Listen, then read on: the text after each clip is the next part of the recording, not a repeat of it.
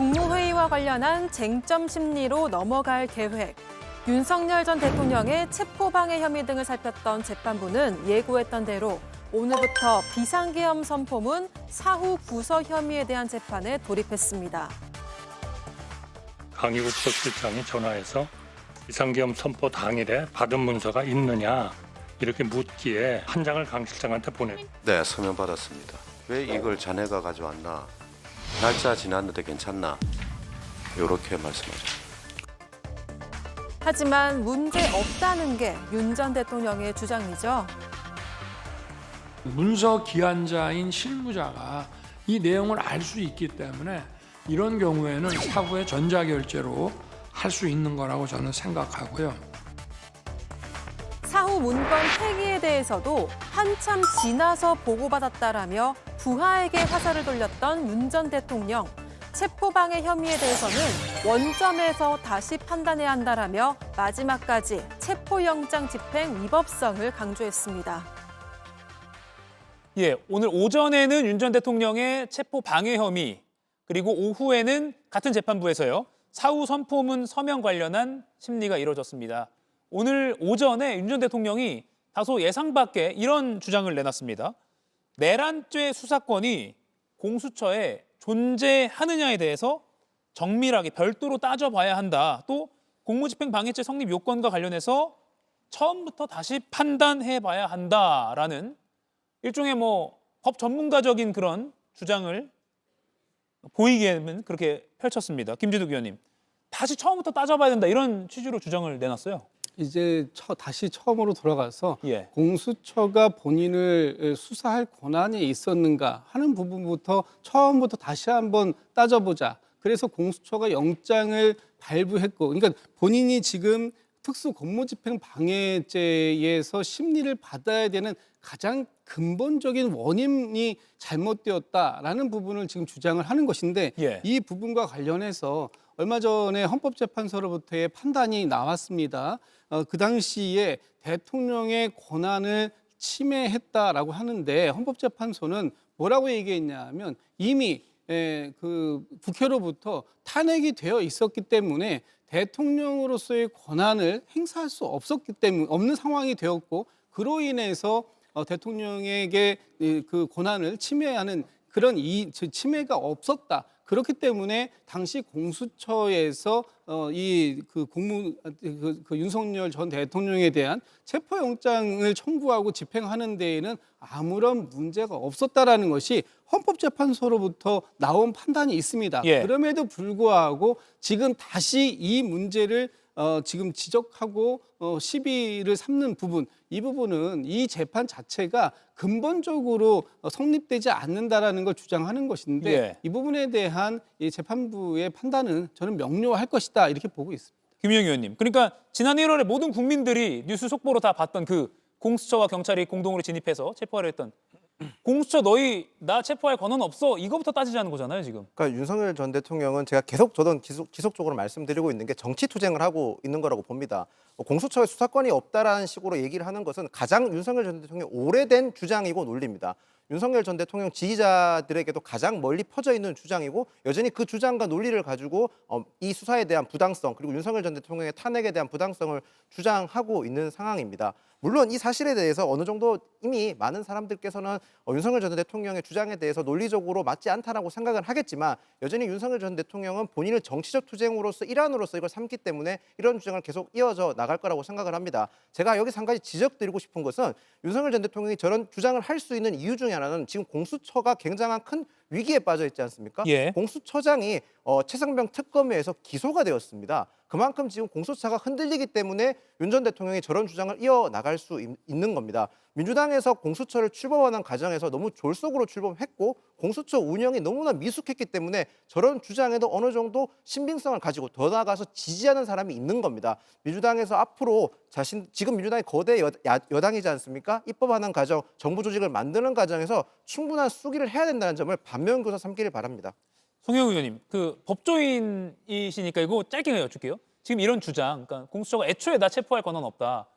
재판부가 의미 있게 받아들일까요? 이 문제는 올해 1월에 저는 정리된 문제라고 생각합니다. 왜냐하면 윤석열 전 대통령에 대한 그 공수처가 청구한 체포영장은요. 맨 처음에 체포영장이 나왔습니다. 그러니까 윤 전 대통령의 변호인들이 법에도 없는 절차를 만들어서 이른바 체포영장에 대한 이의신청이라는 걸 했죠. 우리 법상 체포가 되기 전에 체포영장에 대해서 이의신청할 수 있는 절차는 없습니다. 그럼에도 불구하고 당시 서부지법에서 이의신청을 기각하면서 친절하게 결정문까지 써줬어요. 예. 이유를 상세하게 밝혔습니다. 그렇게 해서 두 번째 판단이 나왔죠. 그리고 2차 체포영장이 있었습니다. 그리고 체포영장이 집행된 후에는 체포적부심을 청구했지만 기각당했죠. 그리고 체포된 상태에서 구속영장을 청구했더니 구속영장이 나왔습니다. 그러면 당시에만 이미 5번의 법원 판단이 있었던 겁니다. 즉 공수처는 당시 윤석열 전 대통령에 대해서 수사권이 있다고 보아야 하고 예. 그리고 법원이 발부한 적법한 영장에 의해서 집행이 이루어졌기 때문에 적법한 영장 집행에 대해서 위력으로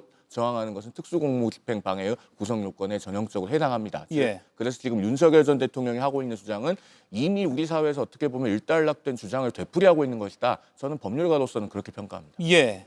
그리고 지금 이 시각 서울중앙지방법원에서는 계엄 선포문 사후 부서 이 사건에 대한 재판이 진행되고 있습니다. 그러니까 국무회의를 12월 3일 저녁에 있었던 그 국무회의를 정말 절차적으로 문제 없는 것처럼 보이기 위해서 대통령과 그 참모들이 꾸민 거 아니냐 이런 취지의 사건을 심리하고 있습니다. 보면 김주현 전 민정수석과 강희구 당시 대통령실 부속실장이 차례로 증인으로 출석했는데 김주현 전 민정수석이 계엄 선포 이후에 강희구 전 실장에게 대통령의 국법상 행위는 문서로 해야 되는데 비상계엄 관련한 문서가 있냐 이렇게 문의를 했다는 겁니다. 조현삼 의원님.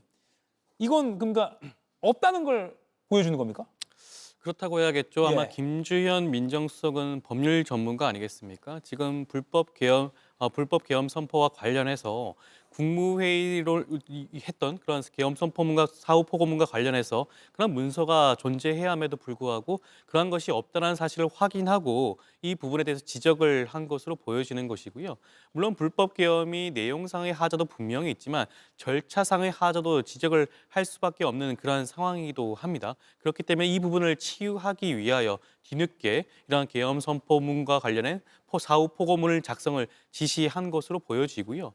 문제는 이 과정에 윤석열 전 대통령이 알지 못했느냐는 것이 관건이 될 수도 있습니다.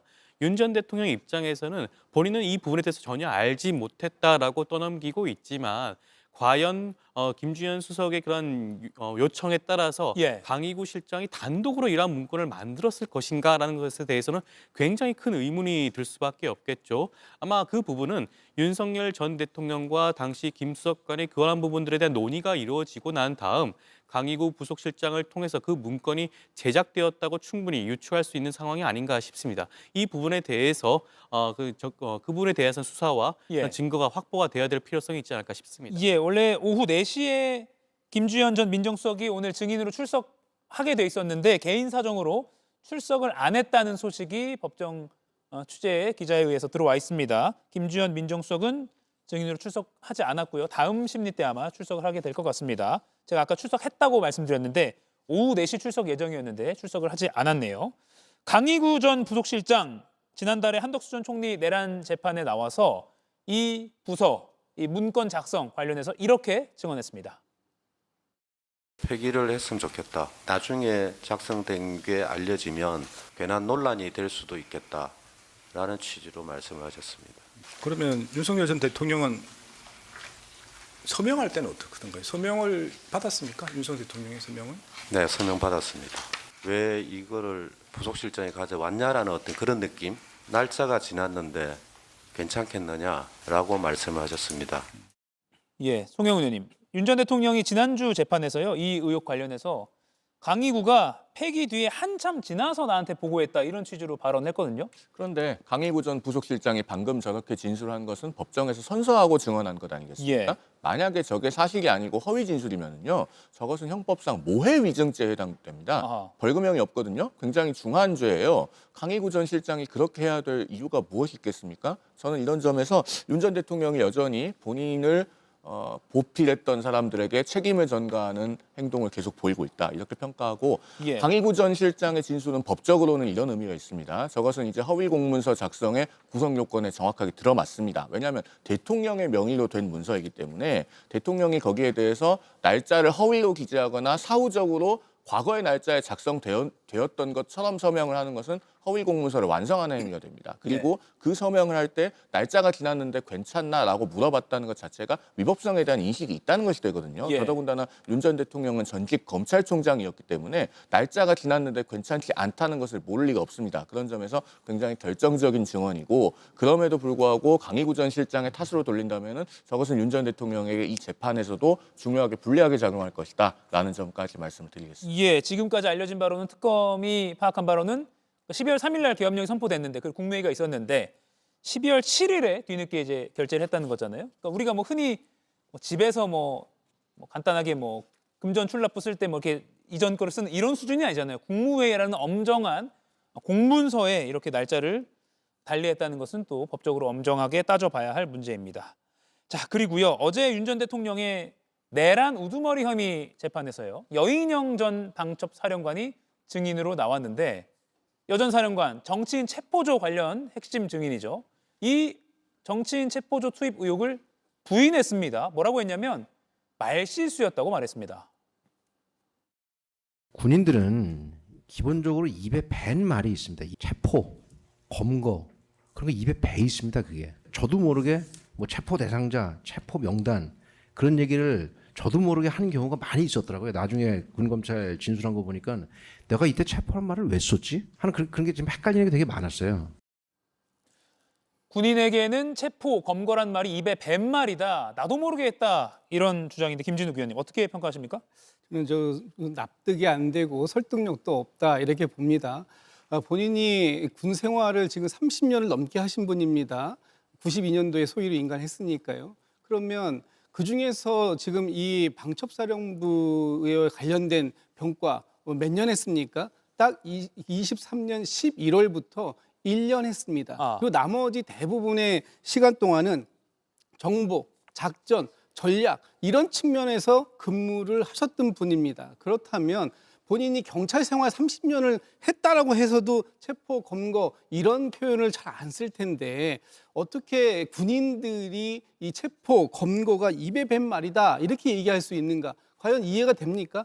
안보 또 이 전쟁 아니면은 훈련 이런 것들이 입에 뱉다 그러면 저는 이해가 됩니다. 그러나 이 방첩사령관으로서 1년밖에 근무하지 않으신 분이 군인이기 때문에 체포, 검거가 입에 뱉 말이다 이렇게 얘기하는 것은 순간적으로 저 상황을 모면하고 넘어가려고 하는 것이다. 그리고 본인이 계속해서 여러 차례 수사를 받는 동안 체포, 검거라는 표현을 썼다라고 인정을 하고 있지 않습니까? 그렇다는 얘기는 뭐냐 하면 그동안은 이 그 체포 대상자라고 소위 지목받았던 14명에 대한 명단 이 부분에 대한 확실한 인식이 있었다라고 저는 봐야 될 것이라고 보고요. 그 부분에 대해서 군 생활을 오래 했기 때문에 이런 말을 했다? 뭐 그런 부분에 대해서는 아마 재판부도 그렇고 저희 그 일반 국민들도 그렇고 저 얘기를 듣고 납득이 가능하다, 충분하게 해명이 되는 설명이다라고 얘기할 사람은 없을 것 같습니다. 예, 송영훈 의원님. 지난해 12월에 여인영 전 방첩사령관이 군검찰 조사를 받을 때는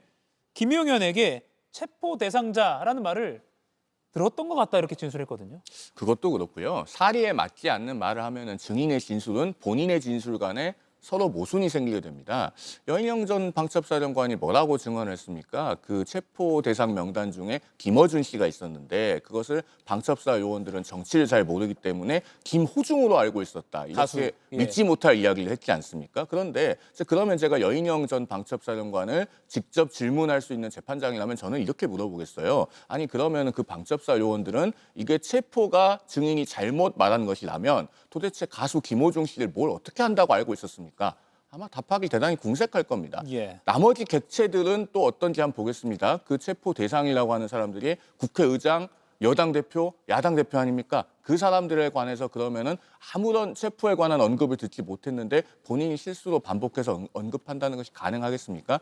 여인영 전 사령관이 지금이라도 법정에서 그 비상계엄 당시에 있었던 일들에 대해서 모두 다 진솔하게 말하는 태도를 보여야지. 그렇지 않으면은 결국은 그것이 본인에게도 다 불리하게 작용하게 될 것이다. 라는 점 다시 한번 말씀드리지 않을 수가 없습니다. 예.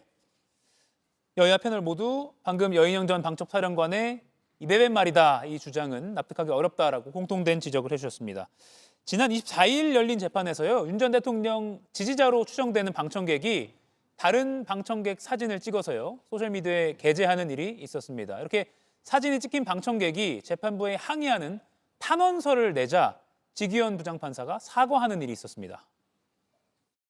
법정 질서 유지를 제대로 못한 점 사과를 드리고 이후에는 그런 일이 없도록 재판부에서 더 노력하도록 하겠습니다. 저 때문에 오신 분들한테 제가 예. 당부 말씀을 한 말씀 좀 드려도 되겠습니까? 아니요, 피고인께서 뭐 그런 말씀하시는 거는 적절하지가 않은 것 제가 같습니다. 나가면서는 좀 법정의 정숙과 이런 경건함을 유지해 달라고 부탁을 드렸는데 예. 피고인도 그런 걸 원하시니까 뭐 피고인과 어떤 관계이신지는 모르겠지만 협조를 다시 한번 좀 부탁을 드리겠습니다. 네, 윤 전 대통령이 발언권을 얻어서 방청객들에게 당부를 하겠다.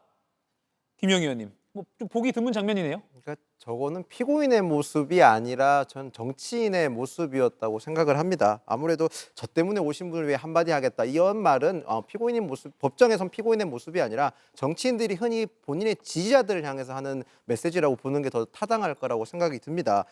윤석열 전 대통령 역시도 지금 이 재판이 중계되고 있다는 사실을 분명히 인지하고 있을 겁니다. 예. 지금 현재 시점에서 윤석열 전 대통령은 본인의 지지자들에게 활자로밖에 메시지를 줄 수 없는데 재판이 중계된다는 걸 알고 있기 때문에 어느 정도 저런 메시지를 저는 의도적으로 냈을 수도 있다고 생각을 합니다. 지금 옆에 계신 송영원 변호사님께서 법조인으로서 굉장히 많은 우려를 드러내고 계시는 게 예.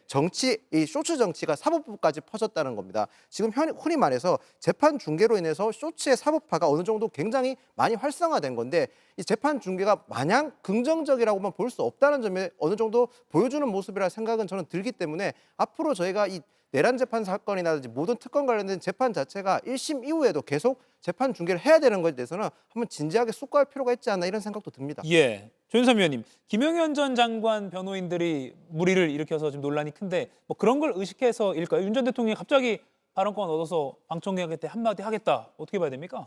저는 뭐 윤석열 전 대통령 입장에서는 항상 재판을 본인 스스로 직접 하는 그런 모습을 보여주고 있지 않겠습니까? 모든 그런 발언 자체가 본인에게는 불리하게 작용함에도 불구하고 그걸 멈추지 못하시는 것 같아요. 저는 그것보다도 오늘 지기현 재판장의 행동이 굉장히 큰 문제가 있지 않나 생각이 듭니다. 이진관 재판장의 경우에는 법정의 질서를 유지하기 위해서 적극적인 조치를 취하곤 했죠. 그렇지만 지기현 재판장은 오늘도 그러한 모습을 전혀 보여주지 못했어요. 일단 제지를 했음에도 불구하고 윤석열 전 대통령이 직접 발언에 나서지 않았습니까? 그렇다고 한다면 적극적으로 그 부분을 만류하고 지적한 다음 더 이상 그런 발언을 하게 된다면 어떠한 조치를 취하겠다라고 분명히 말을 했어야죠. 그러한 모습을 보여주지 못하는 게 굉장히 안타깝다고 할 수가 있겠고요. 저는 지기현 재판장이 이진관 재판장의 모습을 좀 따라가야 되는 게 아닌가 하는 생각이 듭니다. 예. 마수 토론으로 넘어가기 전에요. 마지막으로 오늘 발표된 한국갤럽 여론조사 하나 살펴보겠습니다. 전직 대통령들 공과에 대한 조사에서 잘한 일 많다로 1위가 노무현 전 대통령이었고요. 2위가 박정희 전 대통령이었죠. 지금 보시는 이 순서입니다. 그리고 잘 못한 일 많다. 반대 부정평가죠. 1위가 윤 전 대통령이었고요. 전두환 씨가 2위였습니다. 윤 전 대통령이 전두환 씨를 이겼네요. 잘못한 일 많다에서요. 그리고 유일하게 70%를 넘긴 득표자이기도 합니다. 김진욱 의원님, 이 결과 어떻게 보세요? 지금 이것이 국민들께서 바라보시는 윤석열 전 대통령에 대한 객관적인 평가다 이렇게 봅니다. 지금 윤석열 전 대통령에 대한 평가 바로 앞 단계가 누구냐 하면 그게 전두환 전 대통령입니다. 전두환 오늘 이 결과 수치 제가 좀 나왔으니까 말씀드리면 윤석열 전 대통령이 잘한 일이 많다가 12%예요. 그런데 그거보다 전두환이 16%로 더 많습니다. 그리고 그 다음이 누구냐? 노태우입니다. 18. 그 다음에 그 전에가 박근혜 17, 노태우 18이에요. 그렇다면 지금 과거에 12.12 군사 쿠데타를 일으켰던 전두환보다도 더 멀리 가 있다, 더 나쁜 행동을 했다. 그것이 대한민국의 민주주의를 크게 후퇴시키려고 했던 그런 윤석열 전 대통령에 대한 평가임에도 불구하고 예. 국민의힘에서 그 부분에 대한 정확한 지금 위치 판단을 못하고 있는 점 너무나 안타깝다, 이런 말씀까지 아울러 드립니다. 예, 송영훈 의원 이 결과 어떻게 보셨어요? 한국갤럽에서 이 시점에 이런 여론조사를 하고 결과를 내놓는 것이 불행 중 다행이라고 생각합니다. 왜냐하면 12.3 비상계엄 만 1년이 되는 시점을 앞두고 국민의힘 지도부가 무엇을 해야 하는지를 명확하게 보여주는 여론조사입니다. 이런 결과를 보고서도 이른바 윤어게인 세력과 손을 잡는다든가 또는 계엄에 대한 사과를 회피한다든가 혹은 어정쩡한 입장을 보이면서 넘어가려고 하면은 그것을 국민들께서 용납하시겠습니까? 만약에 그렇게 하는 경우는 국민의힘 전체가 지금 저 조사에서 윤석열 전 대통령이 받고 있는 것과 같은 평가를 받게 되는 겁니다. 그렇기 때문에 당을 패배의 심연으로 몰아갈 수 있는 그런 언행을 하고 계시는 분들께서는 이제 제발 좀 상황을 정확하게 직시하시고 그다음에 당 지도부도 12월 3일에 올바른 입장을 밝혀야 됩니다. 그리고 더 나아가서 올바른 입장을 밝혔는데도 국민들께 그것이 소구되지 않는다면은 그것은 그것대로 그동안의 현재의 당 지도부가 예. 어떻게 국민들께 보여왔는가 여기에 대해서 또 진지하게 자성해봐야 될 대목이다까지 말씀드리겠습니다. 예, 여야 상황은 잠시 후 맞수 토론에서 더 이어가도록 하겠습니다. 네 분과의 토론은 여기서 마무리하겠습니다. 고맙습니다. 이가혁 라이브를 시청해 주셔서 고맙습니다. 이가혁 라이브는 평일 오후 5시 TV와 유튜브로 실시간으로도 함께 하실 수 있습니다.